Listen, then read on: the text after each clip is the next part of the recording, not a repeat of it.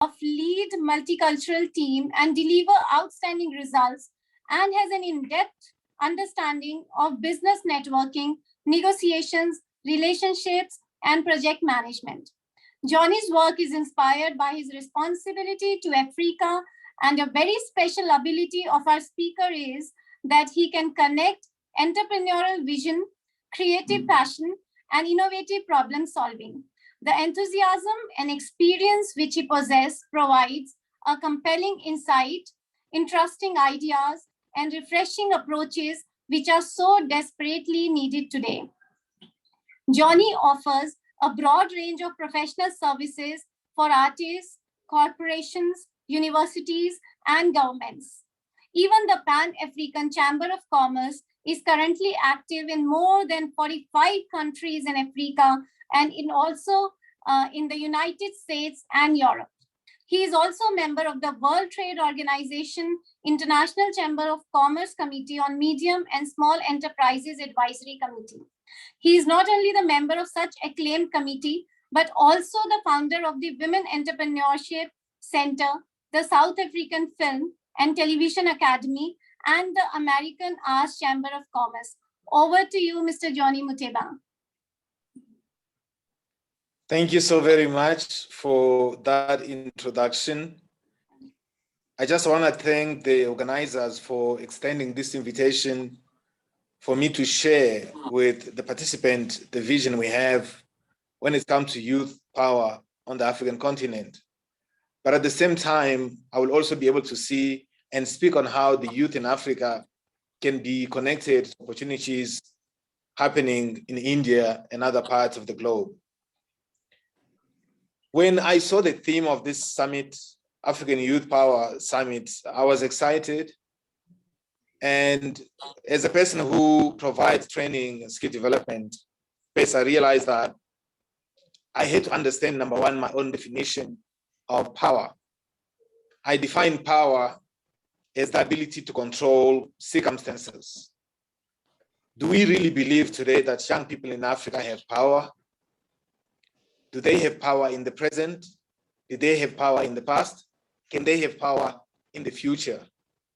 There is a poem that I'm going to read now. This poem is titled 1976. 1976, for many people here who don't know, was a very difficult time in South Africa when a very big number of young people were killed by the government of the day. In 1976, South Africa was led by a white minority government under the name of apartheid. It basically meant separate development.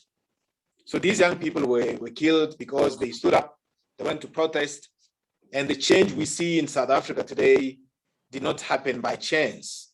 Many, many young people sacrificed their lives when their parents did not actually know what it is, honestly, that they were so angry about. So sometimes older people accept the status quo and young people challenge the status quo. For me, that's the power of young people.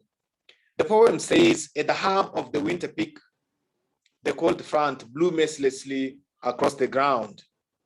Numb, but determined to speak out. They trickled from their homes. In no time, over 20,000 students converged. The march was initially peaceful, as innocents filled and enjoyed the dust, armed solely with a resolute mind, vulnerable, yet determined and purposeful, revamped and eager to end an unjust system. In a splash, yellow vans took over the spotlight. Tanks roared. An impending massacre was inevitable. Their command was to destroy the juvenile terrorists, a memento of the havoc prior to the Rivonia trial. Heavy arms, tear gas, and live ammunition fired. Commotion and deafening din embraced. Ferocious Alsatians, bloodthirsty, they whooped and ready to pounce on the blameless souls. Like troubled ants displaced from the colony, the innocent children scuttled. Blood oozed from his mouth and ears. Young Hector was killed during commotion. Hit by a bullet, he huffed in pain. Carried to safety, but to no avail. A true hero and son of our liberation. Young Peterson died At the tender age of 13, brutality was exposed, a new wave of resistance was born, immune to pain and rejuvenated, prepared to die and serve the masses. This poem speaks to what happened in 1976. That was a moment very, very important in the history of South Africa that shaped the nation that we are all talking about today, called South Africa. I started the Pan-African Chamber of Commerce in 2015. And to just give you a brief overview on how the Chamber as an organization came to be, I was invited in 2010 by students from the Democratic Republic of Congo. That is the country where I was born. I have been in South Africa for 20 years now, and I'm actually going to be I'm moving to the US this year because of the work that I'm doing in the film and television industry. I'm also opening a television channel. The reason why I'm giving you this background is for you to understand that everything that I do now is informed by the problems facing young people in Africa. These young people invited me with more than 400 other people. They presented a problem. The problem was that it is very, very difficult for them to find employment. It is very difficult for them to find work experience in South Africa. I went back to the university to speak to students from other countries within Southern Africa. Primarily, I spoke to students from Namibia, students from Zimbabwe, and also students from Lesotho and neighboring countries. The problem was the same. It is primarily that problem that these young people presented that made me to realize that this African problem needs an African solution. As today we're talking about the African youth power, we need to realize that young people on their own, they cannot move this continent forward. They need the partnership, they need the support, they need the collaboration of every single one of us for this dream to become a reality. The Africa of the future is going to be built when all of us actually work together.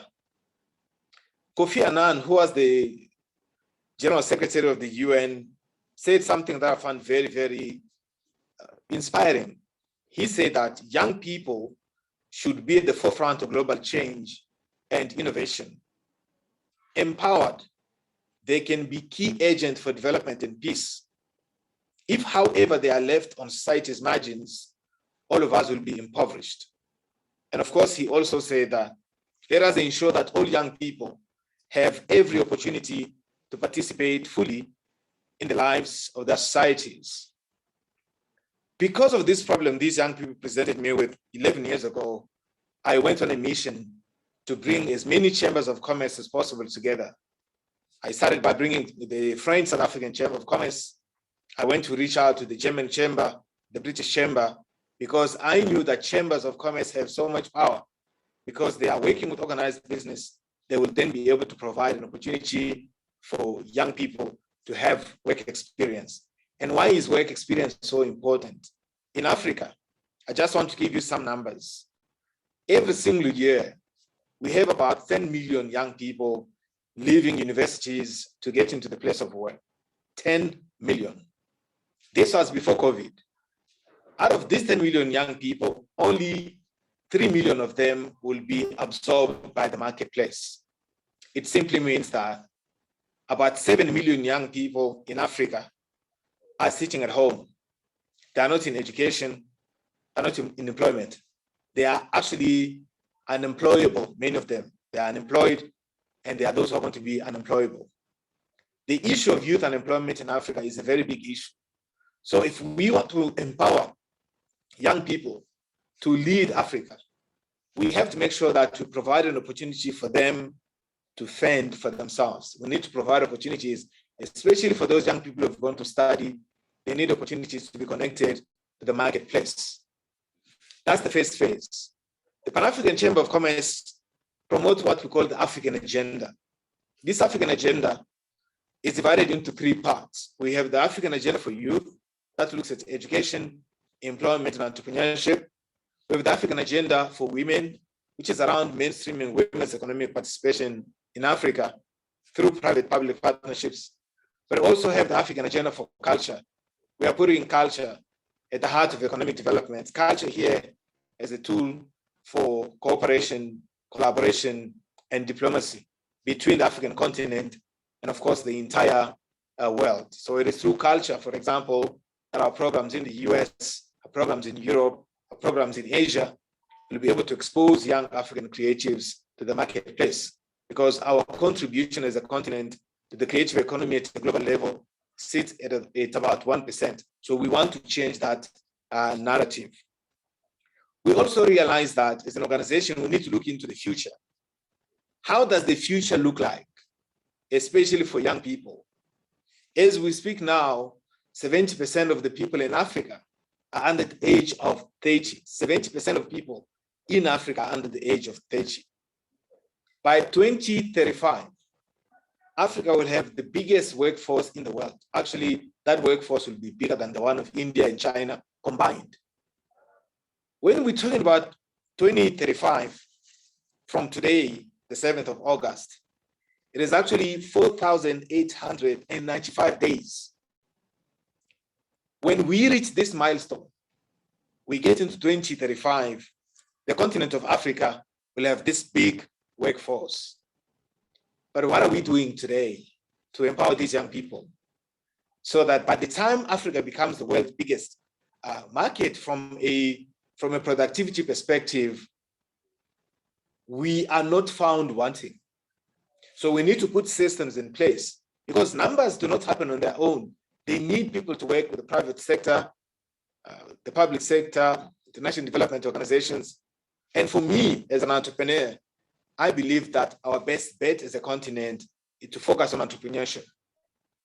We focus on entrepreneurship because we can accelerate economic growth in Africa through innovation-driven entrepreneurship. That is why, as much as we're working with young people at universities across the African continent, I always want to make sure that we don't just get them ready for the place, in the marketplace for them to find a job, but I'm also able to share with them my own story as an entrepreneur who came to this nation from Congo 20 years ago. I'm an entrepreneur. I've done quite well for myself. I've opened a lot of businesses here, and I'm now going to open more businesses internationally. So I also want to help young people to start their own businesses, because once you start your own business, you have freedom. Power for me is the ability to choose, is the ability to control circumstances.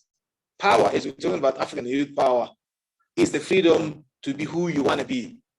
And if you are working every single day for someone, I have no problem with people working. Honestly, we work with a lot of employers as a chamber, but I truly believe that true freedom, especially for young people in Africa, will come when they own the means of production.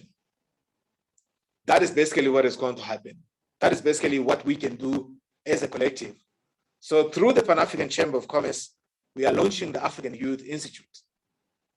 So what the African Youth Institute does as an organization, we have actually set out an ambitious vision in which the whole of government, the private sector, and civil society would support young people to realize their potential.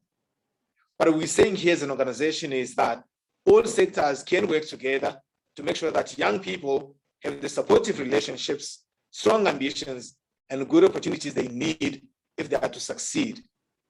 We focus here on supporting success rather than preventing failure. That is one of the key tenets of the African Youth Institute. As a platform, as an agency of the Chamber of Commerce, I realized that in most of these conversations that I find myself in, I was always speaking for young people. And I said, I cannot continue to speak for young people. I need to make sure that young people can use the platform we have created to speak for themselves. It is for that reason now that young people are able to inform the chamber to help us understand how youth leadership is important across the board in all the programs that we do. So before COVID, we used to organize a lot of conferences. We did organize a conference with ministers of technology in South Africa. So when we have an event like that happening, we bring young people first to tell us exactly what they want out of this conference. That is how we're giving young people that power. That power comes through collaboration. That power comes from an organization like ours opening itself up to allow young people to help us see the future. That is one of the key things that we have done as an organization. One of the key things as well that we're working on now is around capacity for youth organizations. We have so many organizations across Africa that are working with young people, but we realize that many of them do not have capacity. They don't even know how to put a proposal together. They don't even know how to put a fundraising strategy together.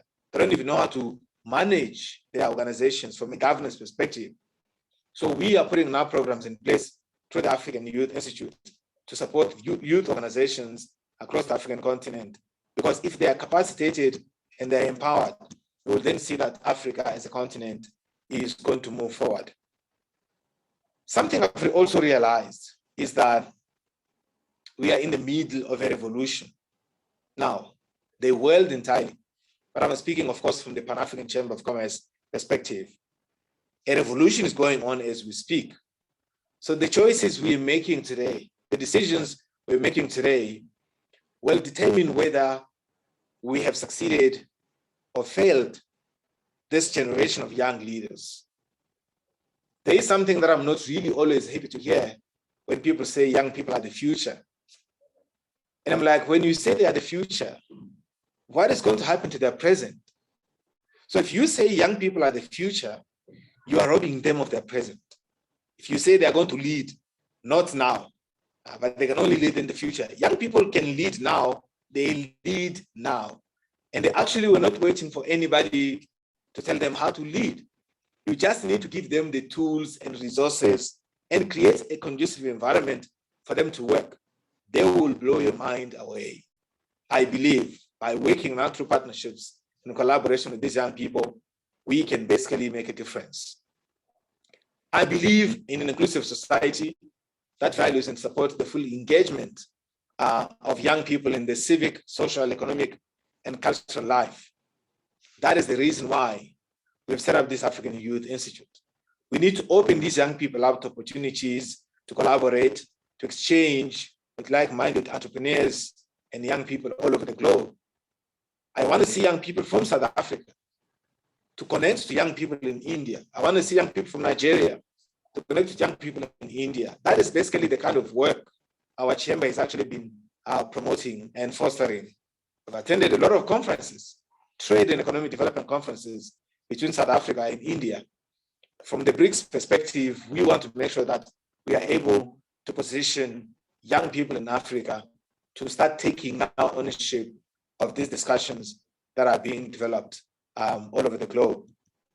But at the same time, we want to build youth social infrastructure. This is about developing and maintaining resources that are designed to build skills among young leaders that they can use to be more effective in their organizing work. So we are bringing a lot of young people together. In December this year, the Pan-African Chamber of Commerce is hosting the Pan-African Youth Awards. We have amazing initiatives that are planning this year. But I think many of you know that there is a Mandela Washington Fellowship that was launched by the US President Barack Obama back in 2010.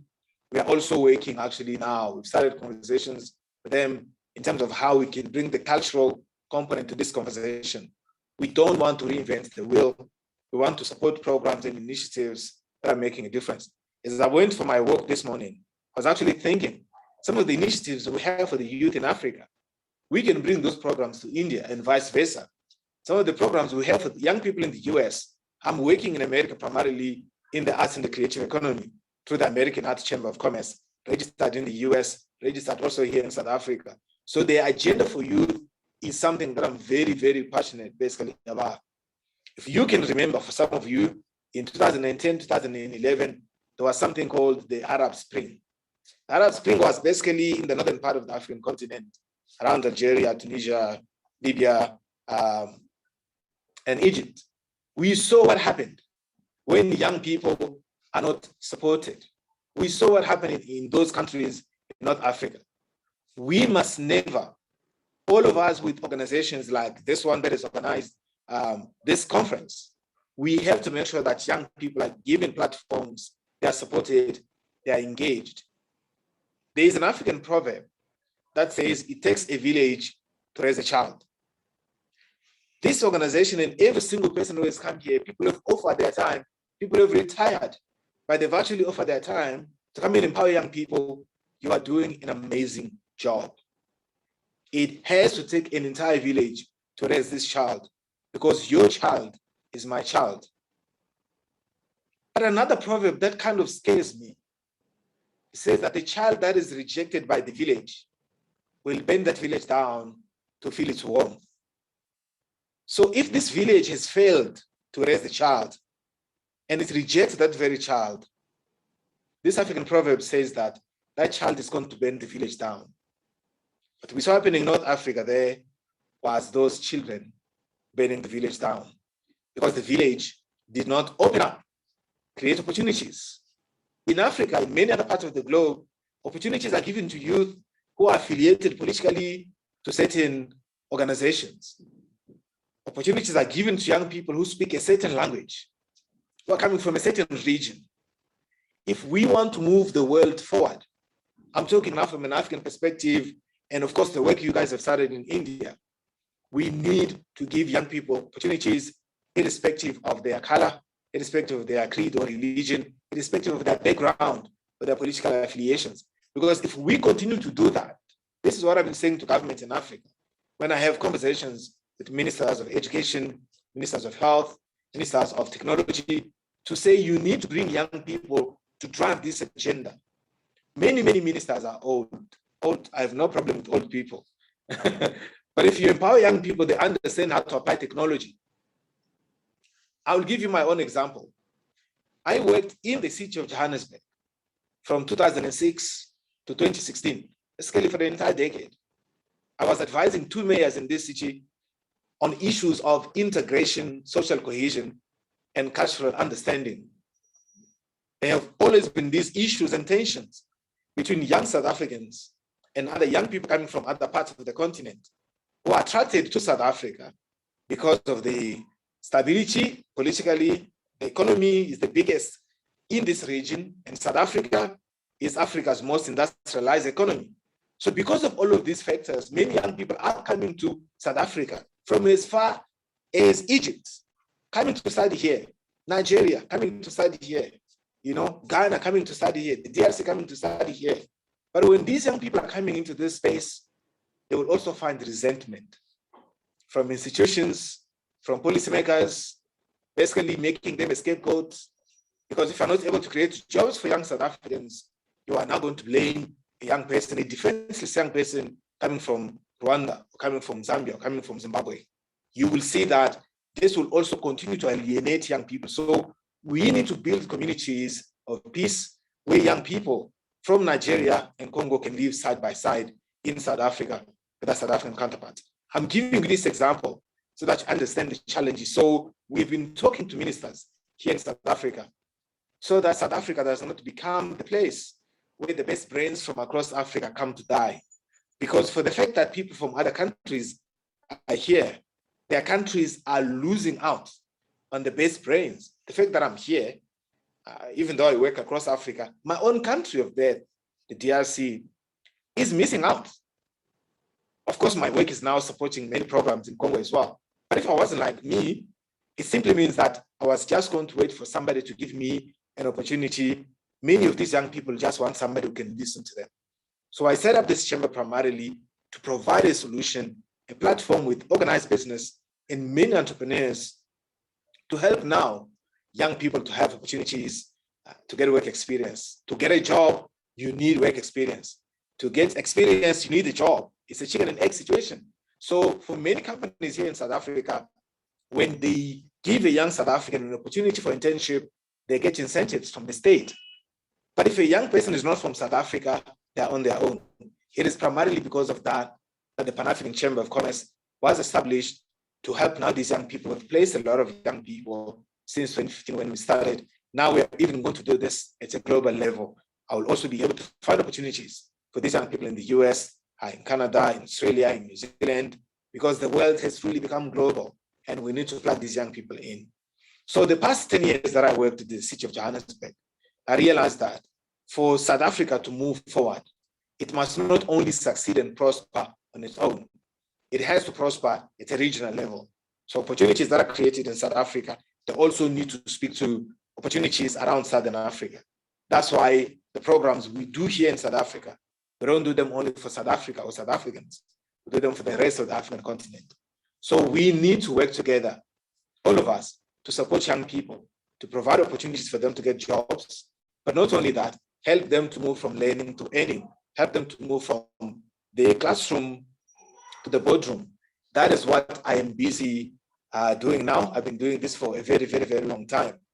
But in terms of capacity building for youth organizations in Africa, what are we actually doing as a chamber? We are providing support for core administrative capacities, providing training and professional development, and of course, support. We also provide access to resources and tools, network also, access to intermediaries, and we are also going to provide physical space. There's a building we are getting in Cape Town, which is a city like 2,000 kilometers from Johannesburg. Here, it is going to become a youth hub where young people who don't have money for internet connectivity, they can just come in there and connect to the internet. There will be training provided for them, and then give them access to people who can help their organizations to succeed. But for us also to achieve this, for these young people in Africa to truly achieve their power, we need to sharpen their skills so that we make youth organizations more professional, we make youth-run businesses more professional. That is one of the key things that I am passionate about. So every single day, I always want to see how many young people can I support today? How many young people can I empower today? In closing, I want to mention something very, very important. There is something called the African Agenda 2063 of the African Union. When you go into this agenda, you will see that the African Union is speaking a lot about developing youth. If you go to the Sustainable Development Goals of the UN, they're also talking about developing youth. We want to bridge the gap between policy and implementation. What I know about Africa is that we come up with all of these policies, but policies cannot put food on the table. Policies on their own, they are not enough. They have to be implemented. And for them to be implemented, they have to be informed. So we inform policy with practice. That is what we want to do as an organization going forward. We want to scale this actually to great height so that we can present more opportunities to young people. I am truly passionate about youth development in Africa. And the reason why I'm choosing really not to focus in the creative sector is because there is a lot of opportunities in the creative sector. The barriers to entry are low. Actually, they don't exist. For a young person to go and act in a TV series or in a film, they're not going to ask you, show me your degrees. I've done a lot of casting. I'm a producer myself. I'm a filmmaker. I'm a writer. I don't go out there and say, show me your degree. Can you play the part? So if we can strengthen the cultural exchange, for example, between India and the African continent, we can also be able to lift as many young people as possible out of poverty. India has Bollywood. In Africa, Nigeria has Nollywood. And I'm going to the US now. I'm setting up Afriwood in New York. Actually, Afriwood is an idea. I launched it here in South Africa back in 2016. I wanted to see how this idea was going to look like. A community, an African film community, a global African film community. Because film is an industry that has the power, like we see what is done in India, what is done in the United States, what is done in Nigeria. We can also be able to strengthen the partnership between film producers in India, their counterparts in South Africa, and in Nigeria. But at the same time, I also want to make sure that we can take the best practices of what is being done in India, what is being done in South Africa, what is being done in Nigeria, and expose American people to that, to those opportunities. So I don't just want to take what is in America to share with the world. I also want to take what is done here, in Africa, what is done in India, and share that with young people in the United States and in Canada and other parts of the globe as well. So I just want to thank you again for affording me this opportunity to come and share with you my understanding of African youth power.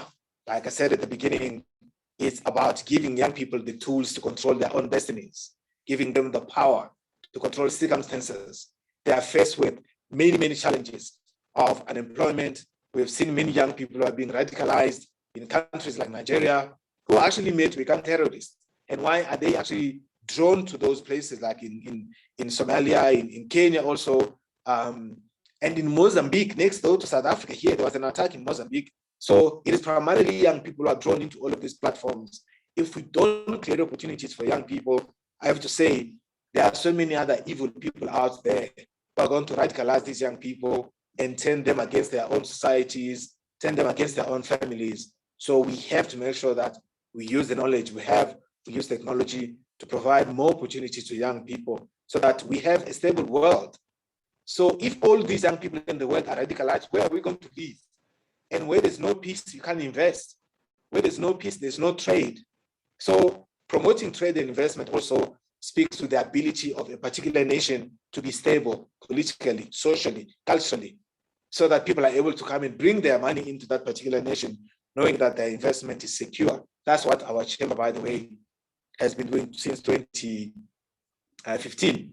So in 4,895 days, the continent of Africa will have the world's biggest workforce. How do we prepare these young people today for that future? We have to open up, we have to support them, we have to empower them, we have to give them the platform to thrive. I've come to the end of my presentation. I'm going to be listening as well. Thank you so much for this opportunity.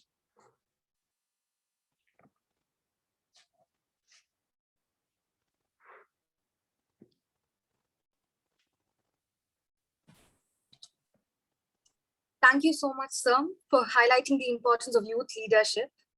Greetings.